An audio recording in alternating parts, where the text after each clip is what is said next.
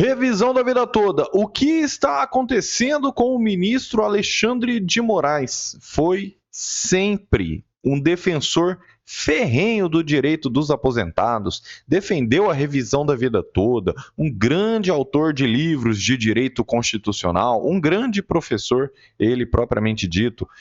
Só que vocês viram as últimas decisões contraditórias. Uma decisão, inclusive, negando reclamação constitucional de um aposentado.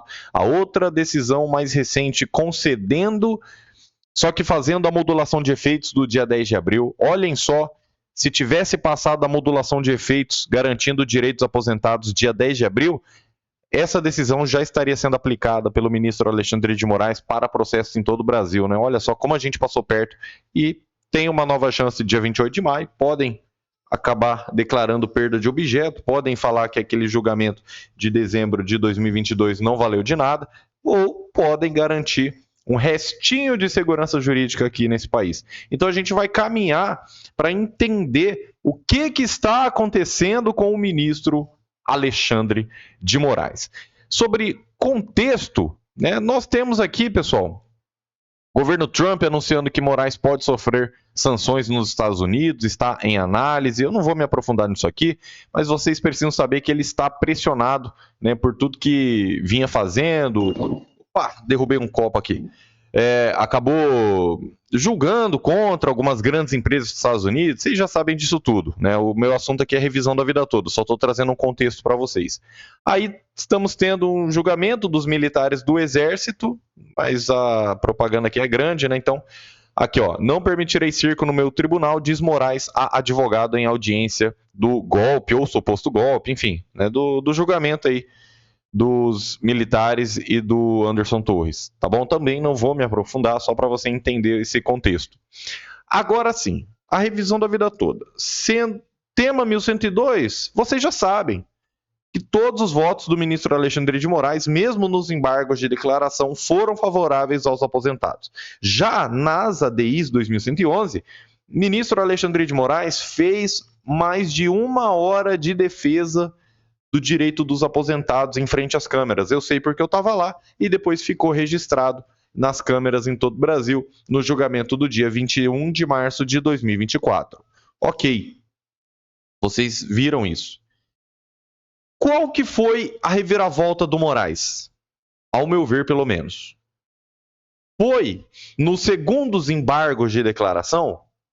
Pessoal, a resposta não é tão simples, porque, ó, na ADI ele jogou a favor dos aposentados. Nos primeiros embargos e nos segundos embargos, o primeiro voto dele em 14 de fevereiro, ó, voto do Nunes Marques, ele não concordou com o Nunes Marques. O primeiro voto. Aqui, ó, voto vogal. O site do STF tá uma beleza. Pronto, ó, voto vogal. Um voto próprio.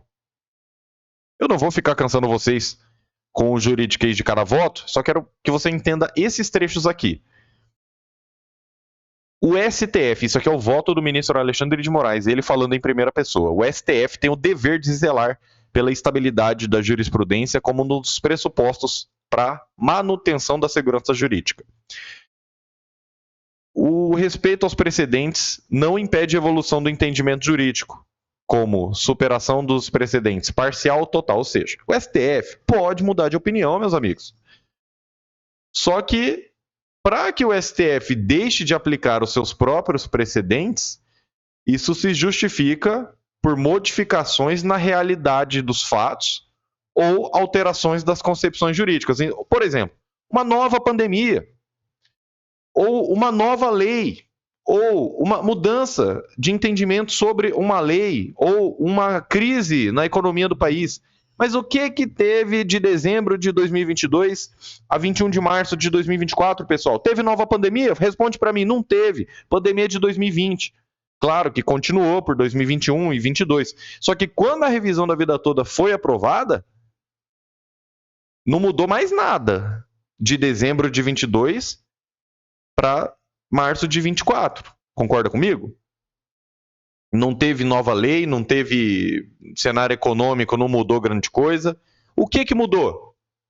Olha o que o Alexandre de Moraes falou. Vislumbro que a superação da tese anteriormente fixada na repercussão geral, então mudamos a tese unicamente em razão da mudança na composição da corte e em julgamentos de ADI genericamente propostas em relação a toda a legislação. Meu amigo, eu vou embora daqui. Tem gente que não gosta de juridiquês, que não sei o quê, e não tem que gostar mesmo. Isso é um monte de palavra difícil. Mas sério mesmo? Você não conseguiu entender isso aqui? Eu vou te explicar. Tô com toda a paciência do mundo. A minha raiva é contra essa insegurança jurídica. Pessoal, tá claro. Por mais que tenha palavras difíceis, o Alexandre de Moraes falou em português claro. A superação da tese fixada em repercussão geral ocorreu unicamente, a única razão foi mudança de composição da corte. 3 ministros que eram favoráveis foram substituídos por 3 ministros que são contra. Então, primeiro motivo de mudança da revisão da vida toda. Mudança de composição da corte. Mudança de 3 ministros do STF que eram favoráveis, mudou para 3 ministros contrários. E, segundo motivo, julgamentos de ADIs genericamente propostas em relação a toda a legislação. Ah, meu amigo, o próprio Alexandre de Moraes está falando que as ADIs foram genericamente propostas contra a Lei 9.876. As ADIs nunca atacaram revisão da vida toda, nunca falaram que era para essa regra de julho de 94 em diante ser aplicada de norma cogente. Isso é coisa do Barroso e do Gilmar Mendes, foram os 2 primeiros ministros. Primeiro foi o Barroso e o Gilmar Mendes seguiu ele. E depois os outros ministros seguiram também colocar essa cogente, norma cogente. Ninguém nunca pediu, nem o INSS, nem Lula, nem Bolsonaro, nem PDT, PC, PCdoB, nem a Confederação Nacional dos Trabalhadores Metalúrgicos, CNTM, que entrou com a DI 2111, nem INSS, nem AGU, ninguém. Você está ouvindo? Você está entendendo a gravidade da situação? Nem os deputados e senadores, ninguém, pessoal, ninguém pediu para essa regra de 94 em diante ser aplicada de forma cogente. Isso é coisa do Barroso. Eu falo sem medo de errar, porque foi o Barroso, o primeiro voto, sem ninguém ter pedido, foi o Barroso que colocou a palavra cogente. Cogente é obrigatório. Você falar que... Ó, tô com 2 xícaras aqui.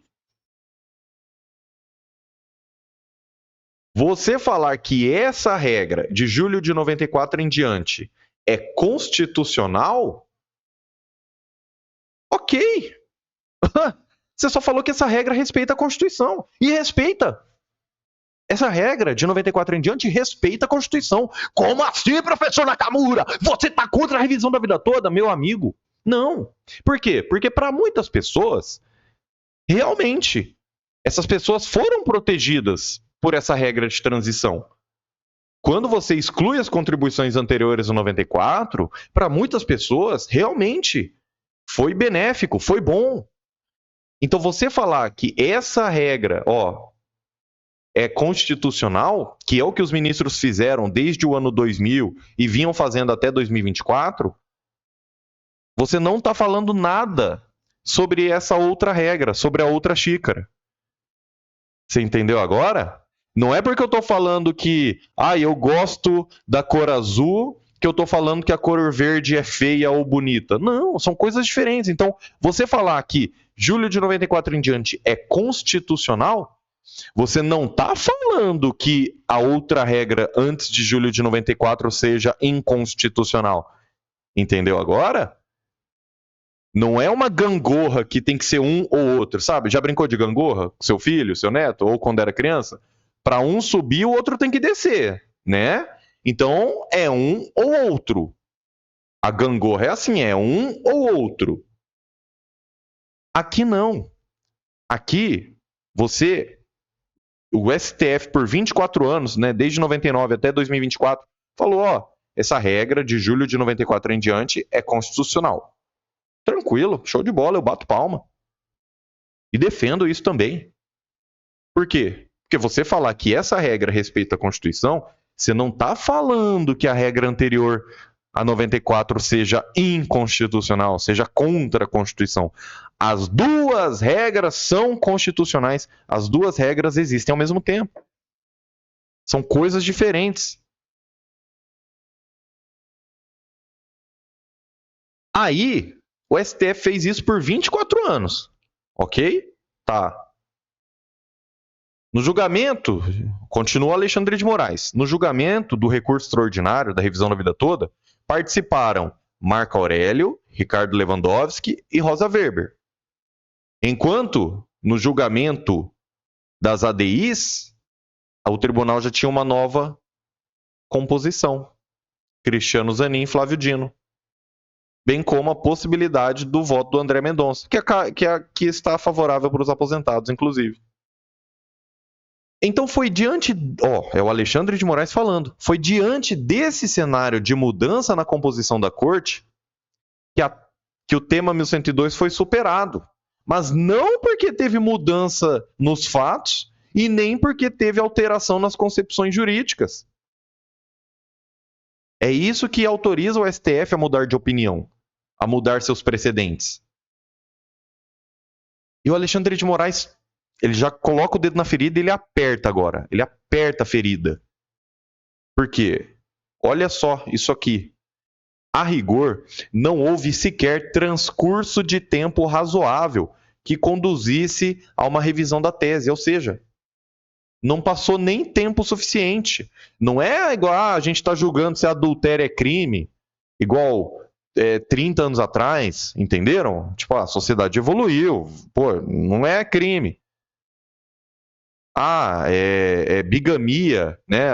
O adultério tem que... Quem traiu vai perder tudo na partilha de bens. Isso era uma coisa lá. Agora a sociedade é outra. Então, poxa, passaram-se aí 30 anos. Pô, a sociedade evoluiu. Mas não. O STF julgou em dezembro de 2022. E ele fala: o contexto social, econômico e jurídico são os mesmos para dezembro de 2022, quando foi julgado o tema 1102. Então, não mudou nada que justificasse essa reviravolta do STF, só a mudança de composição de ministros. Então, o tema 1102, ele analisou especificamente a regra de transição. Então, quando os ministros falaram nas ADIs, né, o julgamento de mérito das ADIs 2111 e 2110 ocasiona a superação do tema 1102, porque sem trânsito em julgado, restabelecendo-se a compreensão manifestada desde o ano 2000, o que o Alexandre de Moraes falou?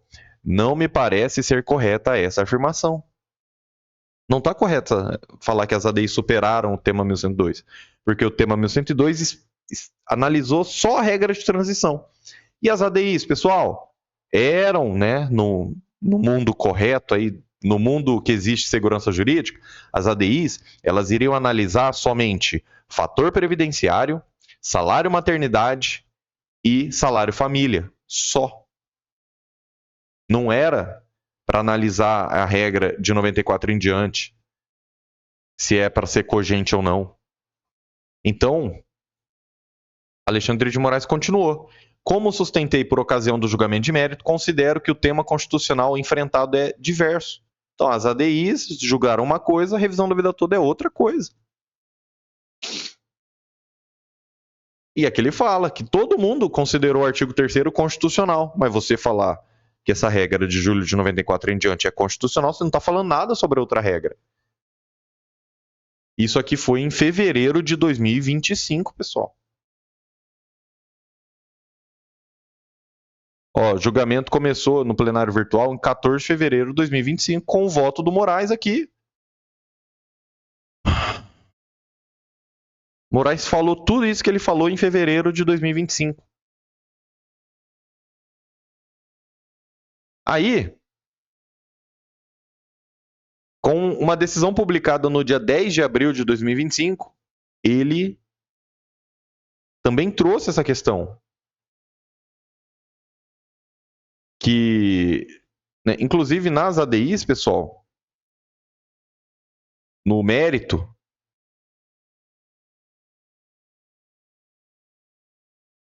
nós também tivemos, né, no mérito e nos primeiros embargos, ó, das ADIs.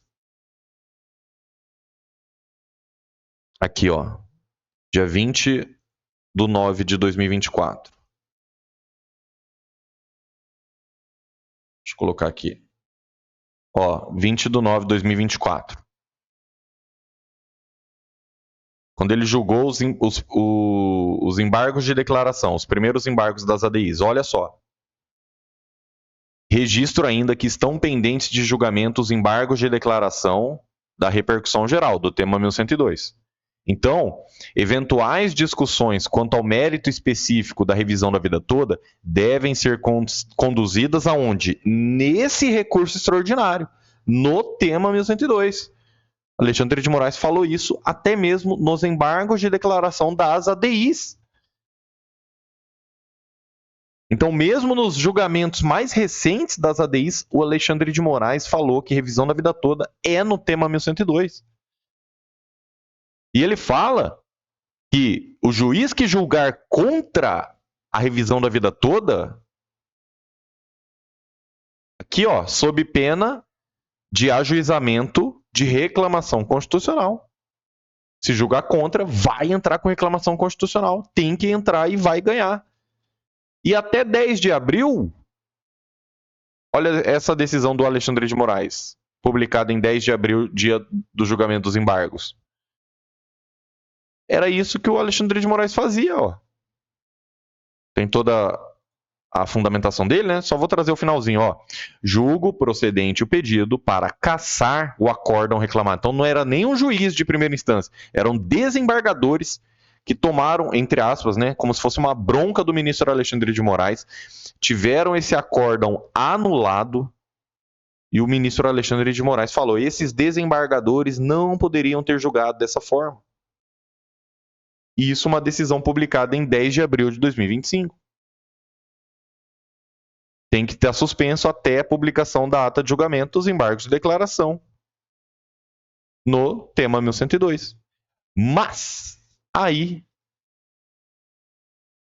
no julgamento do dia 20/5, um pouquinho mais recente, né? Então, 10 de abril foi assim. Aí, um mês depois, o Alexandre de Moraes, ele muda o seu entendimento, ele julga a favor da reclamação constitucional, só que ele já não fala para suspender até o julgamento dos embargos de declaração, ele fala para adequar o julgamento das ADIs, né? Falar que não precisa devolver valores e nem cobrar o honorário de sucumbência do advogado do INSS. Só isso. Mudou de opinião. Foi, voltou e foi. E agora? Em que pé que tá? Em que tá a favor ou tá contra? Tô te questionando, estamos caminhando junto para um debate aqui, entendeu? Porque ele sempre defendeu a revisão da vida toda. Ele atacou, ele criticou os outros ministros abertamente. Vocês viram aqui no voto dele, né? Falando, ó, só mudou de opinião porque mudou de composição dos ministros. Vocês viram aqui. Recentemente era favorável, daí julgou uma contra, e agora julgou a favor, só que fazendo a modulação do dia 10 de abril. E no dia 28 de maio? Será que ele vai usar o tempo dele para falar sobre a revisão da vida toda? Ou ele vai concordar com... Ele é o relator da revisão da vida toda, do tema 1102, ele é o relator. Nunes Marques foi o relator das ADIs. Então, será que ele vai defender a revisão da vida toda, a aplicação da segurança jurídica, como ele sempre fez? Ou essas decisões mais recentes dessa semana, que até mês passado ele era 100% favorável, ou essas decisões mais recentes indicam que ele jogou a toalha? Eu estou te questionando aqui, porque no meu entendimento, a gente sempre teve uma confiança muito grande Na revisão da vida toda. Ah, mas no julgamento do golpe do não sei o que, mas no dia 8 de janeiro, mas no julgamento. Beleza, gente. Querem discutir em outros processos, posso fazer outras lives, mas ninguém quer ver isso aí. A gente quer ver revisão da vida toda, vou falar bem a verdade. Então, dentro da revisão da vida toda, que é o que eu sempre trouxe aqui, nunca trouxe os ministros da porta do STF para fora, sempre tratando de argumentos, votos e decisões. Colocando na tela, inclusive. Coloquei 4 decisões do ministro Alexandre de Moraes aqui na tela. Todas eram favoráveis até esse momento. E no dia 28 de maio, como que vai ficar? O que está acontecendo com o ministro Alexandre de Moraes? Eu deixo para você participar aqui nos comentários, para a gente continuar nas próximas lives. Que Deus te abençoe grandemente e até a próxima.